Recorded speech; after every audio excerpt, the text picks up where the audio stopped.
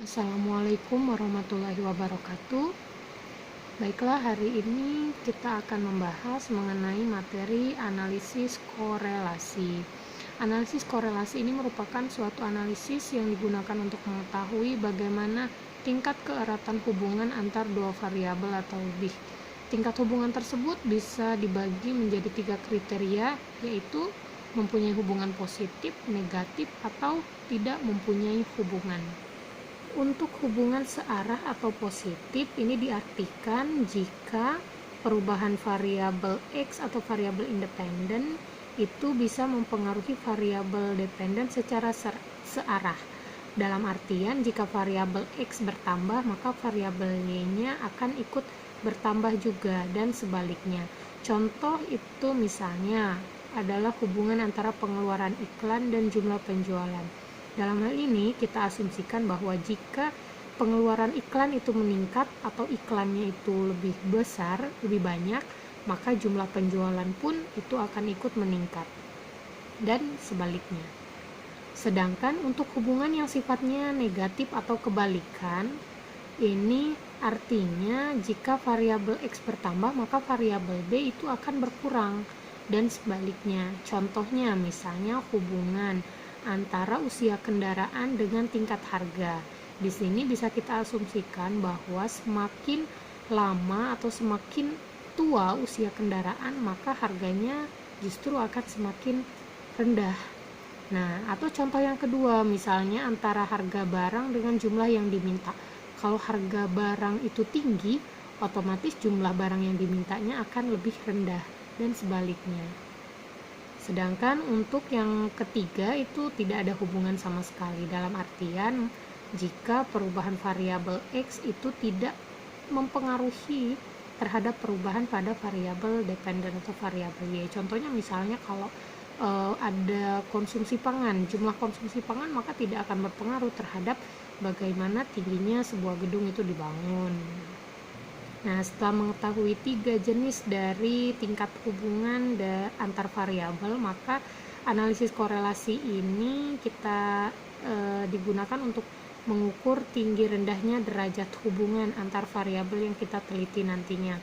Nah, di mana untuk mengukur korelasi itu digunakan koefisien korelasi atau yang disimbolkan dengan huruf R kecil. Nah, koefisien korelasi yang angkanya mendekati positif 1 berarti hubungannya positif dan sangat erat. Jika mendekati angka negatif 1 berarti terjadi hubungan yang negatif erat. Sedangkan kalau koefisien korelasinya nilainya 0, maka tidak ada hubungan antar kedua variabel. Adapun rumus untuk mencari nilai koefisien korelasi atau keeratan hubungan antar variabel itu bisa dilihat R sama dengan N itu banyaknya data dikali sigma XY dikurang sigma X dikali sigma Y dibagi akar dari N dikali sigma X kuadrat dikurang sigma X yang dikuadratkan dikali N dikali sigma Y kuadrat dikurang sigma Y yang dikuadratkan. Untuk lebih jelasnya, kita lihat contoh perhitungan korelasi berikut ini. Kita mengambil sampel secara acak dari 5 mahasiswa yang diperoleh adalah data nilai mata kuliah statistik dan mata kuliah matematika. Nah, apakah dari mata kuliah nilai yang diperoleh untuk mata kuliah statistik itu mempunyai hubungan terhadap perolehan nilai mata kuliah matematika? Nah, maka di sini kita anggap X itu untuk mata kuliah statistik, jadi total X-nya 25 dan untuk variabel Y-nya itu adalah mata kuliah matematika, totalnya adalah 28. Untuk bisa menyelesaikannya, maka langkah yang pertama seperti dalam perhitungan regresi, maka untuk perhitungan korelasi pun kita lihat rumusnya apa yang ingin dicari. Nah, di sini diantaranya ada sigma X dikali Y, kemudian sigma X kuadrat dan sigma Y kuadrat. Maka langkah-langkahnya kita hitung dulu dengan menggunakan tabel. Untuk X, variabel X-nya totalnya 25, untuk sigma Y-nya totalnya 28. Kemudian cari X kali Y. X kali Y yang pertama, 2 dikali 3 dapat 6, 5 dikali 4 20 dan seterusnya. Sehingga kita totalkan sigma X kali Y itu 6 ditambah 20 tambah 12 dan seterusnya, sehingga diperoleh sigma X Y-nya adalah 166. Kemudian yang berikutnya cari nilai X kuadrat. X kuadrat berarti yang pertama itu 2 kuadrat itu adalah 4, kemudian yang kedua 5 kuadrat, 5 kali 5 25 dan seterusnya. Kita totalkan, maka sigma X kuadratnya diperoleh nilai 151. Yang terakhir cari Y kuadrat. Y kuadrat yang pertama 3 kuadrat, 3 kali 3 9, 4 kuadrat, 4 kali 4 16 dan seterusnya. Kemudian kita totalkan, diperoleh sigma Y kuadrat adalah 186. Kalau kita sudah selesai di tabel, langkah selanjutnya tinggal masukkan ke rumus. Rumus kita koefisien korelasi atau R itu sama dengan N itu adalah banyaknya data kita tadi ada 5 ya. 5 dikali sigma X kali Y itu adalah 166. Jadi 5 kali 166 dikurang sigma X nya itu adalah 25 dan sigma Y adalah 28.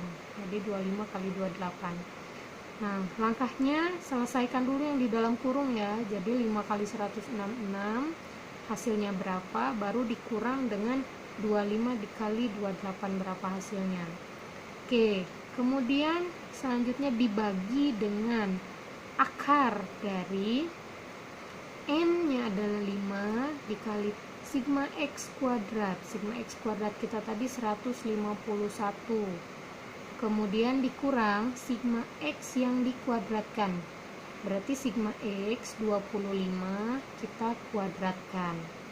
Kemudian dikali N itu adalah 5 tadi, dikali sigma Y kuadratnya adalah 186,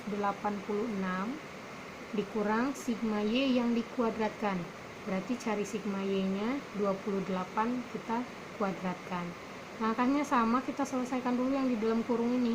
5 kali 151 berapa hasilnya, kemudian baru 25 kuadratkan berapa hasilnya, baru hasil yang ini tadi kita kurangkan, baru nanti dikali dengan hasil yang ini. Nah, kalau sudah dapat cari akarnya berapa, baru kita bagikan hasil yang di sini dibagi akar tadi. Maka diperoleh di sini nilai R-nya atau koefisien korelasinya adalah sebesar 0,94. Untuk lebih jelasnya boleh silakan dirincikan perhitungannya di rumah, dicoba nanti hasilnya apakah sama 0,94 ya. Oke, berikutnya apa arti nilai R atau koefisien korelasi sebesar 0,94. Nah, nilai R atau koefisien korelasi sebesar 0,94 atau 94% menggambarkan bahwa antara nilai statistik dan matematika itu punya hubungan positif dan hubungannya erat. Jadi, jika mahasiswa mempunyai nilai statistik yang baik, maka nilai matematikanya juga akan baik dan sebaliknya seperti itu.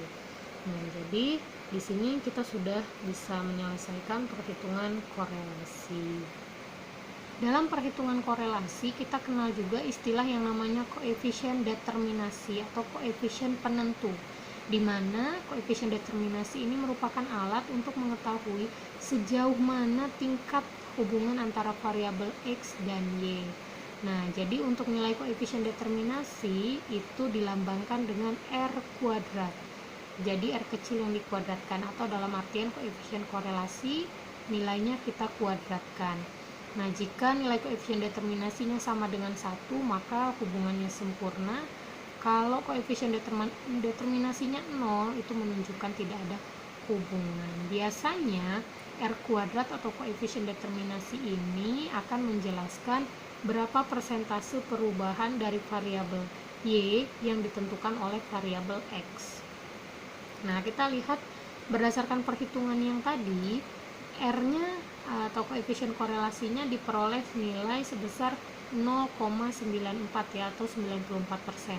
Maka kita hitung koefisien determinasinya, 0,94 kita kuadratkan. Jadi 0,94 kali 0,94 maka diperoleh nilai 0,88 atau 88%. Artinya apa? Artinya variabel X atau variabel mata kuliah statistik tadi mempunyai pengaruh terhadap variabel Y atau nilai matematika sebesar 88%. Sedangkan sisanya yaitu sebesar 100% dikurang 88% ya. Jadi sisanya itu sebesar 12%, itu dipengaruhi oleh variabel lain di luar persamaan regresi atau di luar penelitian yang kita teliti. Jadi selain faktor mata kuliah statistik, mata kuliah nilai matematika itu juga mungkin dipengaruhi oleh variabel lain yang kita tidak teliti. Mungkin dipengaruhi juga oleh mata kuliah yang lainnya, apa mata kuliah akuntansi dan lain sebagainya. Nah, demikianlah untuk penjelasan mengenai analisis korelasi, baik itu untuk mencari koefisien korelasi maupun koefisien determinasi. Semoga bisa dipahami. Terima kasih atas perhatiannya. Wassalamualaikum warahmatullahi wabarakatuh.